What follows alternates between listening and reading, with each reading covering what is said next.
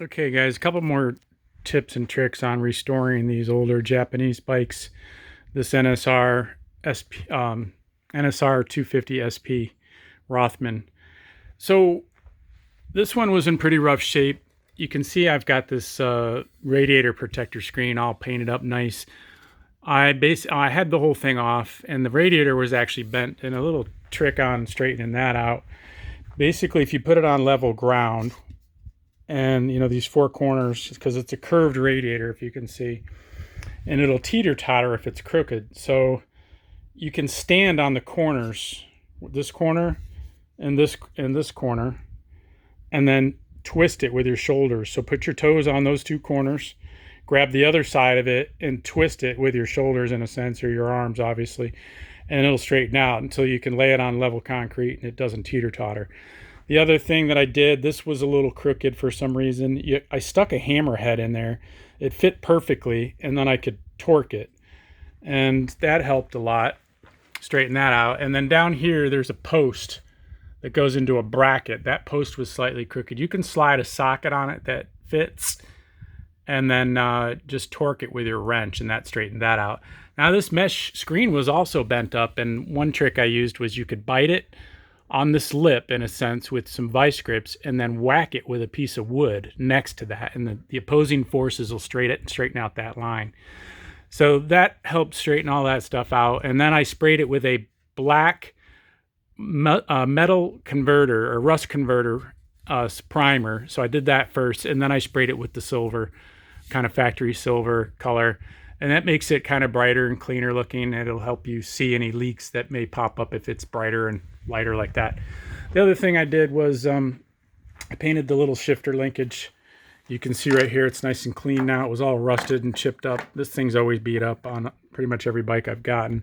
This is all clean now, reassembled it. The easiest way is just to take the thing off right here on these bolts, leave it all attached to these ball joints, and you can just take it off the shifter here. And then I just put a bag over this and tape the blue tape up here and bag this whole thing and tape up right up to the linkage end here. That's the easiest way to do that. Look at the exhaust. It looks, I think, real nice. That's my work on sanding it and getting all the pitting out and steel welling it, and that's a lot of work right there, that aluminum. So, but it came out really nice. It looks basically factory. I didn't do the backside, which I always cheat a little bit and don't do the backside, but you can see it's got the factory Honda stamp on it if it focuses. I don't think it will. But the other thing I did was the fairing bracket, which is over here on the bench. Here's a trick to these things. You know my fairing's busted if you saw my other videos, but these things are always beat up and rusted in the cracks and crevices.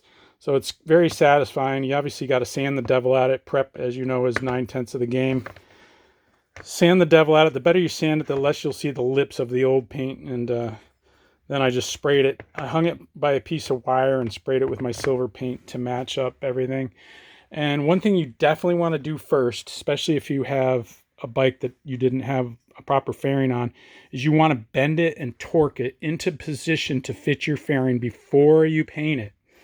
So I remounted this thing with its bushings down here. The tank sits here, and this holds the fairing up by the mirrors.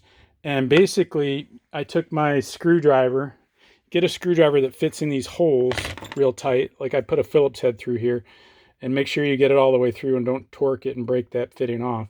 And then you can twist it and torque it in the, to make it nice and flush to the fairing and the windscreen. So that's what I did, and bend these tabs in different directions by putting the screwdriver through either this one, mostly this one, and bending and torquing it into the right position so it sits flush. Yeah, I did a little tapping to straighten out a lip on it with the hammer, which I'm not sure if that was perfect. I can see the bend right there, but remember, this hides underneath the windshield anyway. This is the part you'll see right here that's in your face, and this is all nice and clean now, as you can see. The paint comes out pretty nice. I just use your basic Rust-Oleum 2X, kills rust and everything else. And that mounts up here to hold the fairing on, the cowl, the front cowl, and the mirrors.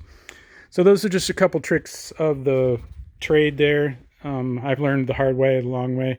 And remounted the exhaust. As I mentioned, I showed you the aluminum silencer, but I also blackened up the pipe, at least the parts you're going to see. It's all nice and black. I hit that with that rust stop primer as well.